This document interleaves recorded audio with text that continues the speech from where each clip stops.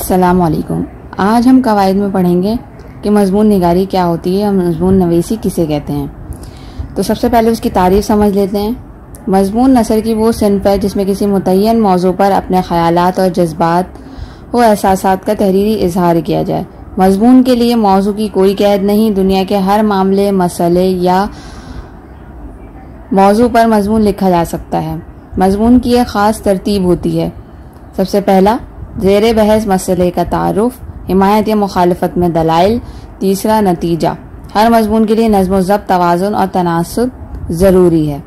اب یہاں پہ کیا بات سمجھائی جا رہی ہے کہ مضمون نثر کی وہ صنف ہے جس میں کسی متعین موضوع پر، یعنی کہ کسی ارادی طور پر کسی موضوع پر جب مصنف یا لکھنے والا اپنے خیالات اور جذبات اور احساسات کا تحریری یعنی کہ لکھ کر اظہار کرتا ہے تو اسے ہم مضمون نگاری یا مضمون نویسی کہتے ہیں۔ مضمون کے لیے موضوع کی کوئی قید نہیں، کوئی قید نہیں سے مراد یہ ہے کہ کوئی پابندی نہیں ہے کہ کس موضوع پر مضمون لکھا جا سکتا ہے اور کس موضوع پر مضمون نہیں لکھا جا سکتا۔ دنیا کے کسی بھی موضوع پر مضمون، سیاسی، معاشرتی، مذہبی، کسی بھی موضوع پر مضمون لکھا جا سکتا ہے۔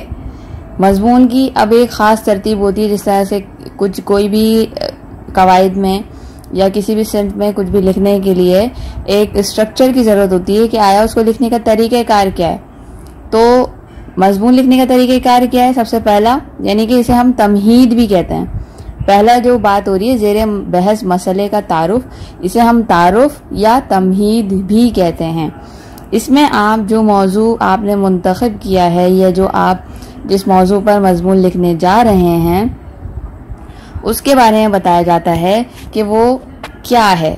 بالفرض اگر آپ تحریک آزادی یا یوم آزادی پر مضمون لکھنے جا رہے ہیں تو آپ پہلے یہ بتائیں گے کہ یوم آزادی کسے کہتے ہیں اور یوم آزادی کیوں منائی جاتی ہے۔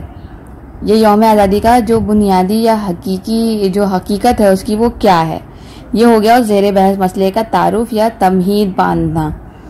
دوسرے پیراگراف میں آپ کیا لکھتے ہیں؟ پہلا پیراگراف عموماً مختصر ہوتا ہے کیونکہ اس میں صرف تعارف بیان کیا جاتا ہے، تمہید باندھی جاتی ہے مضمون لکھنے کے لیے۔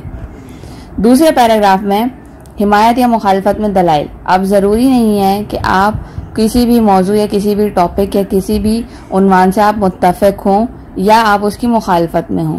تو اگر آپ متفق ہیں اس سے یا آپ اس کی حمایت میں ہیں تو آپ اس مضمون کی حمایت میں دلائل دیں گے یا پھر اس کی مخالفت میں دلائل دیں گے۔ اس کی یا تو اس کی اچھائیاں بیان کریں گے یا اس کی برائیاں بیان کریں گے، یا ہو سکتا ہے کہ آپ دونوں چیزیں ہی اس مضمون میں دوسرے پیراگراف میں آپ یہ بیان کریں کہ اس کی اچھائیاں اور برائیاں دونوں کیا ہیں، یا اس کے فوائد خواص کیا ہیں اور اس کے نقصانات کیا ہیں۔ تیسرے میں آپ نتیجہ بیان کریں گے۔ جیسے بالفرض اگر آپ ایک اور مثال لے لیتے ہیں، اگر آپ لکھ رہے ہیں موبائل فون کے نقصانات، نوجوان نسل پر موبائل فون کے نقصانات، تو سب سے پہلے اس کا آپ تعارف بیان کریں گے کہ موبائل فون ہوتا کیا ہے، اس کا تعارف کیا ہے۔ دوسرے میں آپ بیان کریں گے کہ اس کے منفی اور مثبت یعنی کہ اس کے پازیٹیو اور نیگیٹو پوائنٹس کیا کیا آج کل نوجوانوں پر یا نوجوان نسل پر اثر انداز ہو رہے ہیں۔ اور تیسرے میں آپ نتیجہ یعنی کہ ایک کنکلوژن کی طرف جائیں گے، یہ کنکلوژن بتائیں گے کہ آیا موبائل فون کا استعمال ہمیں منفی کرنا چاہیے یا مثبت کرنا چاہیے، یا اس کے زائد استعمال سے کیا نقصانات ہو سکتے ہیں اور اس سے فوائد کس طرح سے اخذ کیے جا سکتے ہیں۔ ٹھیک ہے، تو وہ اس کا نتیجہ ہو جائے گا۔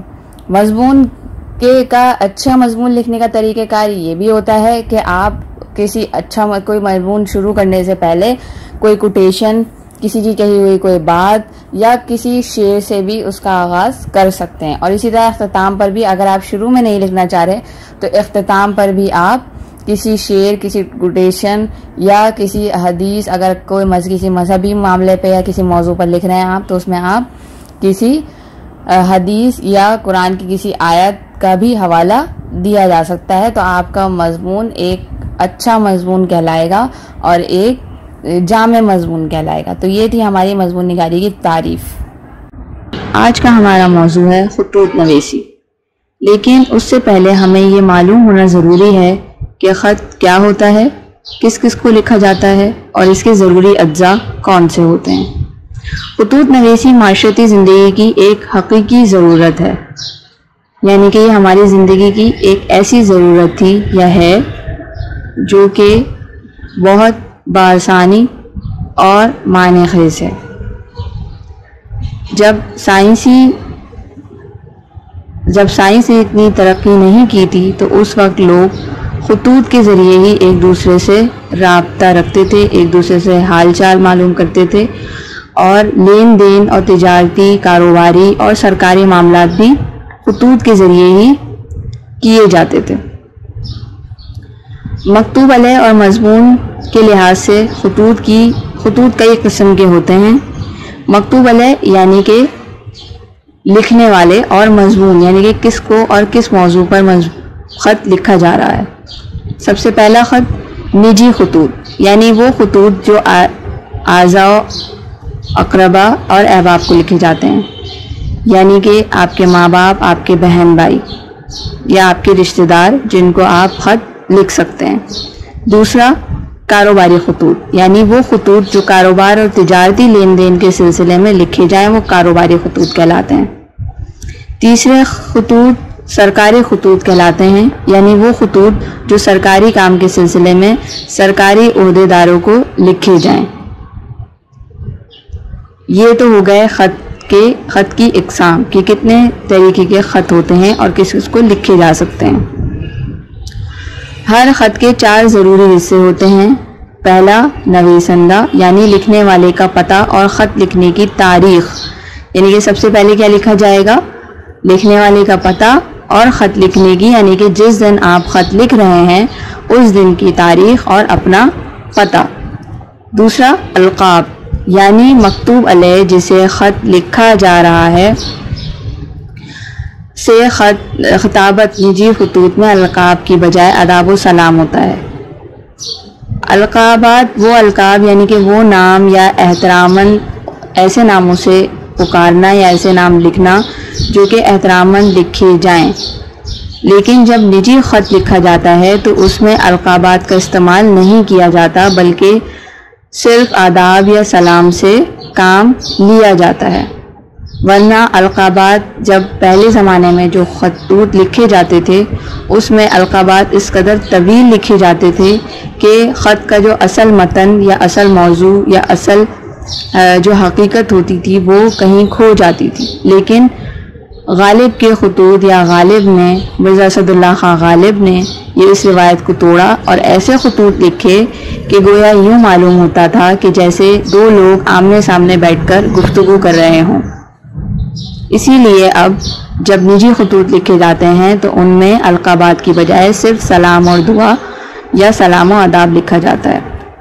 تیسرا حصہ خط کا اصل مضمون اور خاتمہ، یعنی کہ آپ خط میں کیا بات لکھنا چاہ رہے ہیں، کیا موضوع، کس مسئلے، کس معاملے پر بحث کرنا چاہ رہے ہیں وہ لکھا جاتا ہے اور اس کا اختتام کیا جاتا ہے۔ اور سب سے آخر میں نویسندہ کا نام، یعنی کہ بھیجے جانے والے کا نام۔ لیکن جب ہم امتحانی پرچے میں جب خط لکھتے ہیں تو اس میں ہم نام نہیں لکھتے بلکہ صرف الف ب جیم سے کام چلاتے ہیں۔ اگلی ویڈیو میں ہم دیکھیں گے کہ خط لکھنے کا طریقہ کار کیا ہوتا ہے۔ اب ہم اس ویڈیو میں دیکھیں گے کہ خط لکھنے کا طریقہ کار کیا ہوتا ہے۔ تو خط لکھنے کے لیے سب سے پہلے ہم پہلی لائن میں لکھیں گے اس کمرہ امتحان، یعنی کہ اس کا مطلب ہے کمرہ امتحان سے، اس کے بعد کوما۔ اگلی لائن میں آپ لکھیں گے مورخہ، میں نے یہاں پہ ایک فرضی تاریخ لکھی ہے 6 مارچ 2020، لیکن آپ جس دن خط لکھ رہے ہوں یا جس وقت آپ خط لکھ رہے ہوں اس دن جو تاریخ ہوگی، جس دن آپ امتحان دے رہے ہیں، پرچہ دے رہے ہیں، اس دن جو تاریخ ہوگی آپ وہ تاریخ یہاں پہ درج کریں گے۔ اس کے بعد کوما، اور اگلی لائن میں آپ لکھیں گے نارتھ کراچی یا نیو کراچی یا گلشن اقبال، کچھ بھی آپ فرضی لکھ سکتے ہیں۔ اس کے بعد نشان ختمہ۔ اگلی لائن میں آپ لکھیں گے میرے پیارے بھائی، یا اگر آپ دوست کے نام لکھ رہے ہیں تو میرے عزیز دوست یا میری عزیز سہیلی یا میری پیاری سہیلی۔ اگلی لائن میں ہی آپ کیا لکھیں گے السلام علیکم، السلام علیکم۔ میں یہ بات بارہا بچوں کو سمجھا چکی ہوں، طالب علموں کو، کہ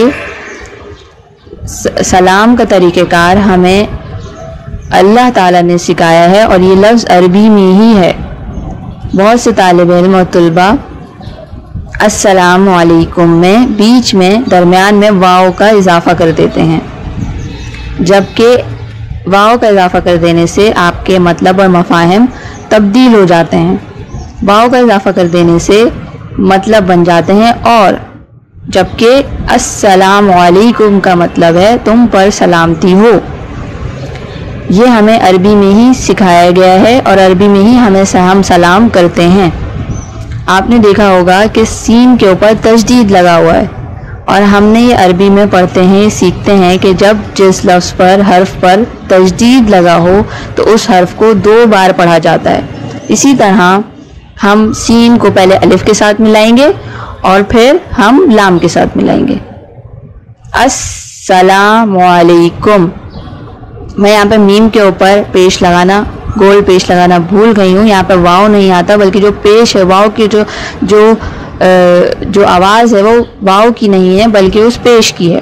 السلام علیکم، ٹھیک ہے۔ اس سے اگلی لائن میں جو آپ خالی جگہ دیکھ رہے ہیں وہ خط کا متن کہلاتا ہے، جس میں آپ اپنی تمام تر باتیں یا تمام وہ موضوع درج کریں گے جس بھی موضوع پر آپ خط لکھ رہے ہیں، اور اختتام میں آپ سلام کریں گے۔ اگر آپ نے سلام نہیں کیا تو آپ کو سلام اگلی لائن میں جہاں آپ کا خط ختم ہو رہا ہے اس سے اگلی لائن میں سینٹر میں درمیانی میں آپ بس سلام لکھیں گے۔ اس سے اگلی لائن میں آپ الٹے ہاتھ پہ، سیدھے ہاتھ سے ہم خط شروع کرتے ہیں اور الٹے ہاتھ پہ ہم خط کا اختتام کرتے ہیں۔ فقط تمہارا بھائی یا تمہاری بہن یا تمہارا دوست یا تمہاری سہیلی، اور اگلی لائن میں الف ب جیم۔